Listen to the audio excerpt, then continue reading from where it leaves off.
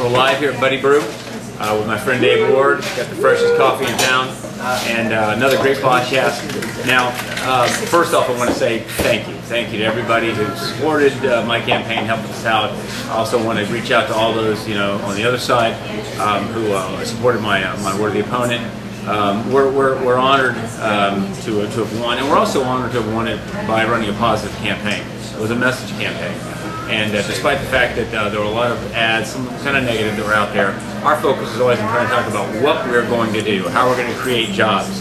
And I'll tell you, it's very timely because today I'll be moderating a bio to alternative energy summit at Mosey.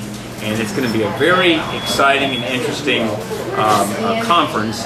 We've got Moffitt Cancer participating and making a major presentation. USF, of course. Dr. Plasko, the Dean of the School of Medicine, will be making a major presentation. Kyle Mowitz is president of a company that is going to be working with the county, partnering to create, we hope, over time, a significant amount of energy that can provide electricity to over 100,000 homes using algae.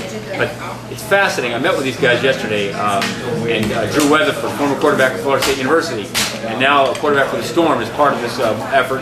And they're looking at an all-encompassing effort in which you take your trash and you feed it into a system which ultimately will help grow algae.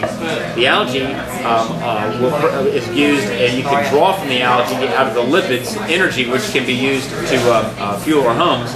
But also they're going to be they have a carp fishing facility right there, so that we can, the carp is part of the sustainability effort that makes this whole thing operate. They'll be able to provide, it helps us with our energy production, but it also allows them to market fish. And I didn't realize this, but over 80% of the carp, tilapia, which is a very popular white meat fish, if you've gone to the restaurant, you get it from China and other areas, and we'd like to be able to produce it ourselves. So this is about creating jobs, creating energy, and finding a way to get us off dead last. Let me tell you something. I kind of got up this morning early to go run, and I didn't even get it past the newspaper and stopped and said, this is a darn travesty. When you look at the St. Pete Times, and it talks about areas, trails, rival cities. High unemployment is key to the fall in ranking of Sunbelt metro areas. We look at the ranking, and we're dead last in our rankings compared to Raleigh-Durham, which ranked #1 for economics and job growth. Dallas was #2, Charlotte was #3, Atlanta was #4, Jacksonville was #5, and there was Tampa, #6. And if you look at the Tampa Tribune this morning, front page, and we're talking about the Friday paper, 8/27/10, Tampa ranks last in economic study. And I've said to a lot of my friends when we've been out debating about, the importance of focusing on job creation, economic development. Forbes had a ranking that came out in February of this year in which the Tampa Bay area ranked 60th out of 60 metro areas as far as our transportation opportunities, which include transit for our workers. And people were kind of coming up with a whole load of excuses for why, well, we really aren't 60th, maybe we're 57th or 58th. And my message was, there is no way we're going to go out and compete and bring the best companies here when we get rankings like that, dead last. So there is no excuse. And to pull one of the slogans that I did like, coming from all the campaigns that ran this last in the spring into the primary, was Scott's "Let's get to work." And I think we can apply that to Tampa Bay and to what we're trying to do, which is let's get off our duffs and let's get to work and create a strong economy in the Tampa Bay area. And that means no more excuses, no more, well, here's why we're at the bottom. Let's be #1. And, as a Navy man, recognizing that when you've got problems, let's say the ship's, got some leaks and it's starting to sink, you can sit there and watch the ship go down to the bottom, or you can, pump the water out and get moving. And we're going to pump the water out of the lethargy here in Tampa Bay, and we're going to get moving. And we're going to focus on economic development, job creation. We're going to make Tampa Bay #1 in the nation for the creation of new jobs, high-wage jobs. And as I'm out there at Mosey this morning, and we'll be there at 9:30 for this conference, and it's a bio to alternative energy summit.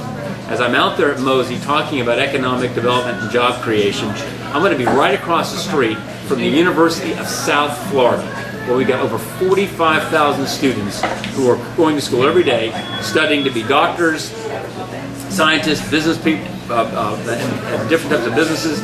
And when they graduate, they're going to want to have great high-wage jobs, and we've got to be able to provide it. We're also partnering with the new president of HCC, Dr. Atwater, a great, dynamic, really engaging gentleman. And HCC's got over 45,000 students, and they as well are going to be the ones that are going to be working in our facilities, coming up with new ideas and new job creation ideas. And we've got to be able to provide those type of jobs here in Tampa Bay. The University of Tampa, we're not very far. Buddy Brew, we're right here on Kennedy and Albany, where you get the very finest coffee with Dave Ward, who brews it fresh every day.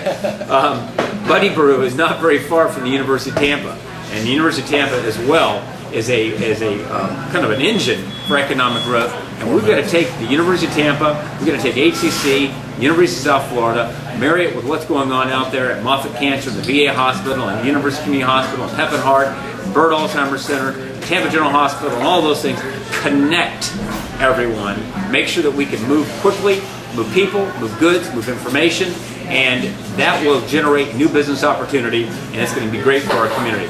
So, what we're going to be talking about today is job development and job creation. What I'm going to be talking about over the next couple of months, we go through the fall campaign, job creation, job development, and then over the next 4 years, we're going to make Tampa Bay #1. No more excuses, no more we're at the bottom, we're going to be #1. We need your help. So I ask you to get engaged. I ask you to go and follow me on MarkSharpeFlorida.com.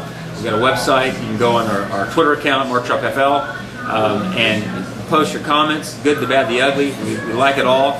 And let's have a strong, vibrant debate about how we're going to become #1, what we need to do, and how we're going to lower property taxes, how we're going to make government smaller, more streamlined, but at the same time, get to work to create jobs. God bless you, and come by if you haven't already to Buddy Brew and get your coffee.